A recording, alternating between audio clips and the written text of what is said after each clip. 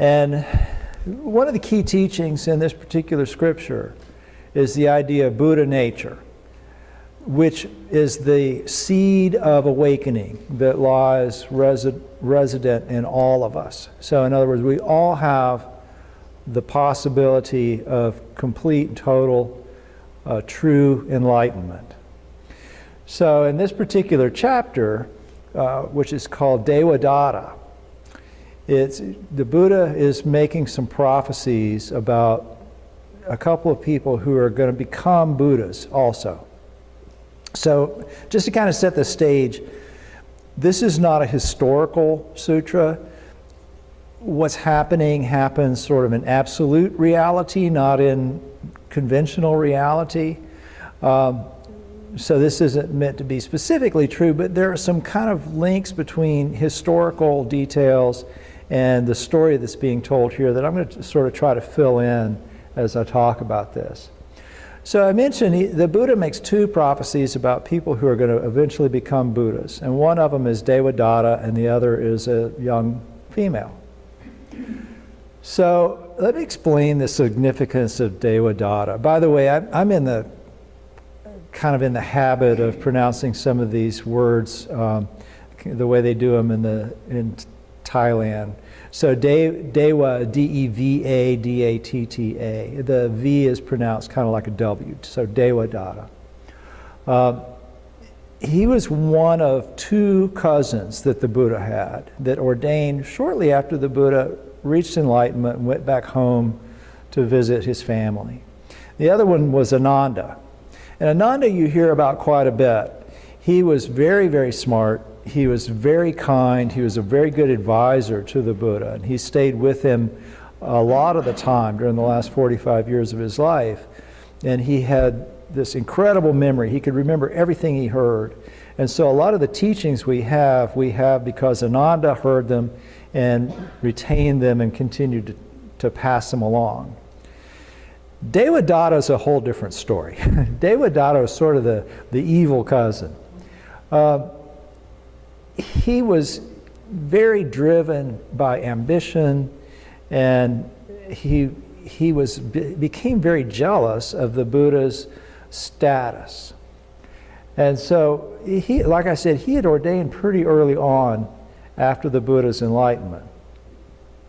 And over time, many other people ordained, and there were two, specifically Sariputta and Moggallana, who became known as the Buddha's right hand and left hand. They were very much always at his side, and they were seen as being the people who would probably become his successors after he died. So they became the second in command monks. Well, Devadatta saw this, and he became jealous of this because he was the Buddha's cousin and he had been ordained earlier and so on. And so he got jealous, and in his anger, he left where the Buddha and the other monks were staying, and he went to Rajgir, which is where Vulture's Peak is. And Vulture's Peak is where this sutra is delivered. And Thai, by the way, will be going there in a few months and doing some chanting and then giving a talk about this particular sutra at Nalanda University in India. So it's a real place, really exists. And so Devadatta went to Rajgir, and he became friends with the prince, who was the son of the king of that particular region.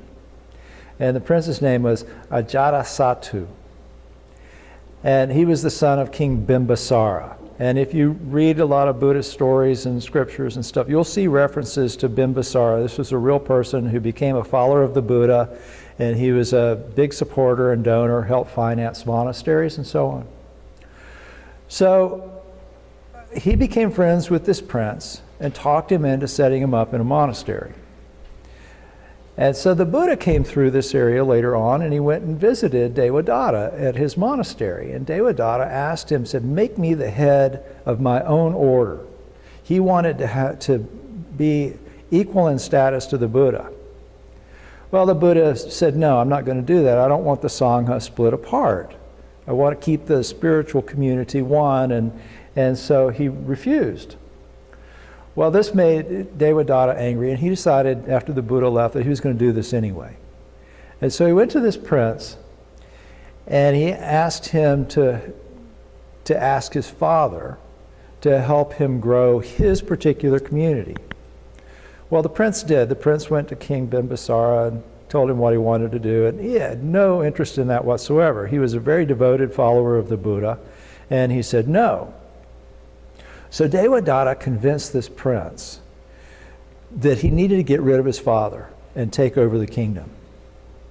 And so this prince had his father, the king, locked away in a prison and starved to death so that he could take over the kingdom. So Devadatta ended up the head of his own order, and he had the king of this region devoted to him. But he decided that wasn't good enough. He was still jealous of the Buddha and the Buddha's stature.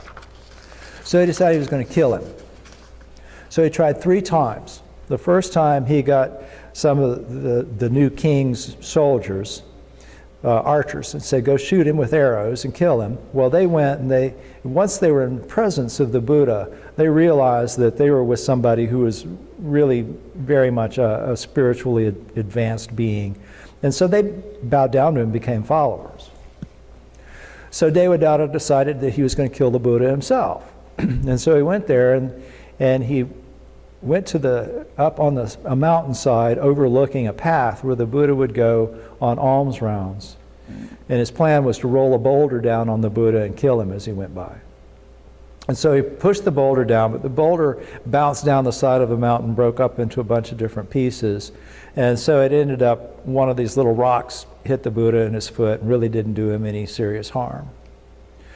So then Devadatta decided he would go to where the Buddha, this village where the Buddha would go on an alms round, to a street that he knew the Buddha typically went down, and he would release a wild elephant to go and kill him.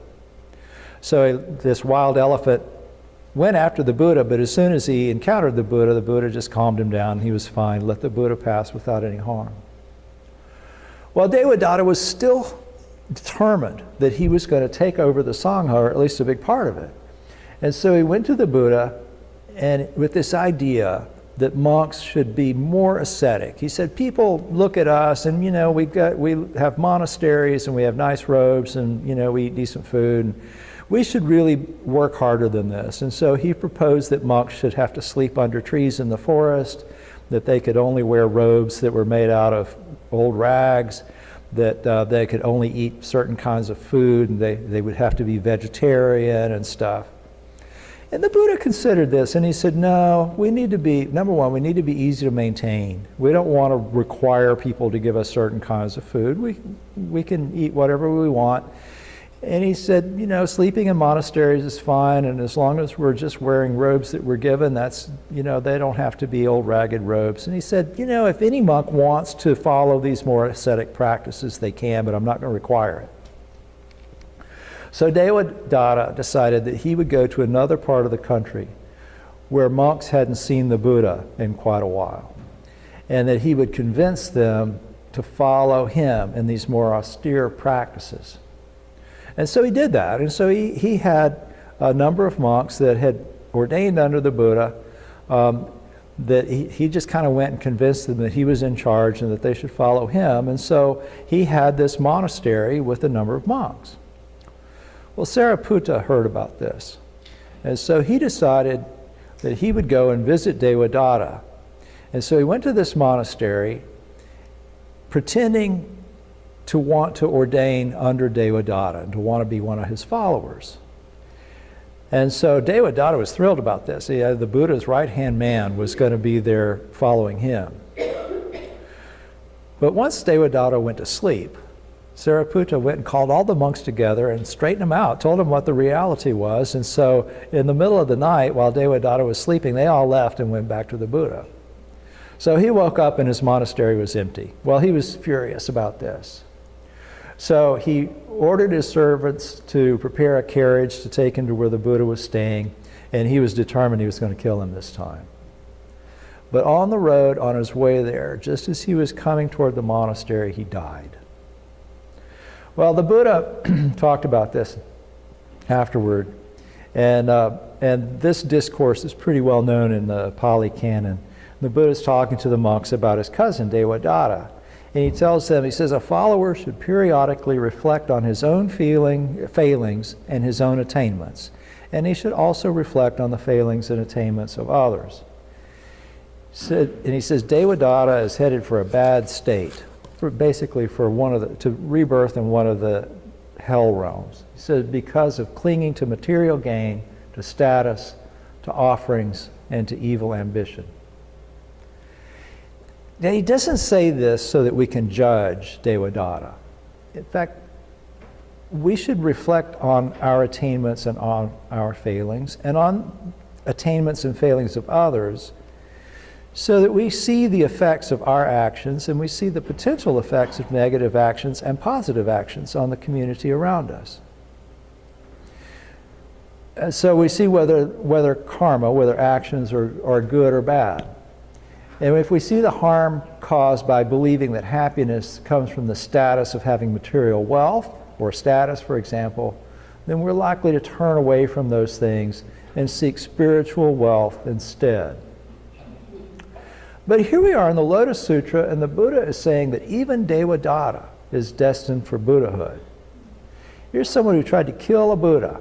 It tried to cause division in a spiritual community, caused someone else to kill his parents, and all of that thing. So these are a lot of evil actions.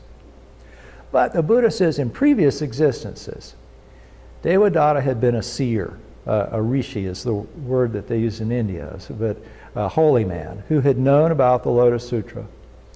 And that the Buddha had in this previous existence been a king.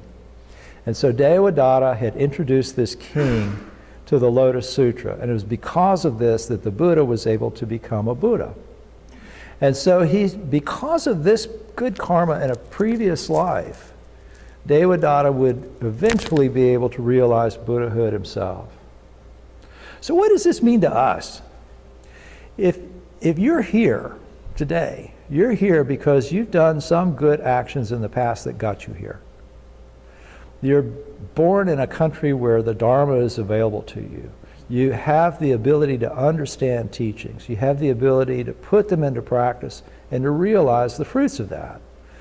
And so what the Buddha is basically saying is that Devadatta, even though he did some negative things in his life, there had been enough good in the past that he was ultimately destined at some point in the future for Buddhahood, just as we are. And so that's the point here, is that we all have in our hearts, even if we're doing evil things, even if we think we're not really worthy of it, even if we've done some bad stuff, we have this ability to wake up and become totally enlightened. So the other prophecy in this chapter is about an 8-year-old girl who's the daughter of a Naga king. Nagas are snake-like deities that show up in Indian cosmology. And so we're not talking about a human girl. We're talking about the daughter of one of these deities. And in Indian cosmology, a Naga can't become enlightened, but they sometimes can appear as humans. So when I ordained the first time in the Thai order, in the ordination ceremony, there's a whole series of sort of question and answer stuff, and it's all in Pali, but you have to learn it and memorize it. And people are asking you these questions, and one of the questions they ask is, are you a human being? And you have to say yes, or they won't continue with the ordination. Well, the reason that question's there is because Nagas will appear as humans and try to ordain as monks in order to hear the Dharma. That's the idea. Well, that's not allowed, but they can be reborn as humans and become monks in future lives. So in the context of this sutra, and keep in mind that this arose at a particular time, in a particular place, in a particular society that happened to be fairly patriarchal. Okay, anyway, so in the context of this particular scripture, Nagas couldn't become enlightened, and females, there's kind of a question. So the Buddha is saying that this 8-year-old female Naga is destined for Buddhahood. So a lot of people who were there question this and say, how can this be? And they're talking about other followers like Manjusri who've practiced and practiced and practiced. And Manjusri says the Buddha himself went through several lifetimes of practice and study. And said it couldn't be possible for her to make progress so quickly, especially in that particular form. And then this is what happened, and I'm just going to read you this section from the sutra. It says, at that time, the dragon girl had a precious jewel worth as much as a major world system, which she presented to the Buddha. The Buddha immediately accepted it. And the dragon girl said to the others watching, I presented this precious jewel and the world one accepted it. Was that not done quickly? And they replied, very quickly. And the girl said, employ your supernatural powers and watch me attain Buddhahood. It will be even quicker than that.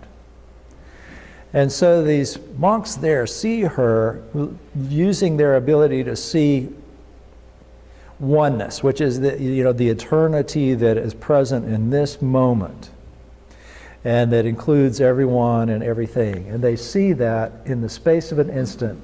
They see her transformed into a heavenly bodhisattva, doing all the things that lead to enlightenment, and then see her realizing that, becoming a Buddha, teaching the Dharma to countless beings. So again, we may not feel like we're in a form or in a place or have a mind that can advance to that point that we can be Buddhas. That might seem really unattainable to us. But if we can see the truth, then we know that that is possible to us. So think about this jewel that the girl gave the Buddha. I thought about this a lot in the last couple of days. What is this jewel that she gives?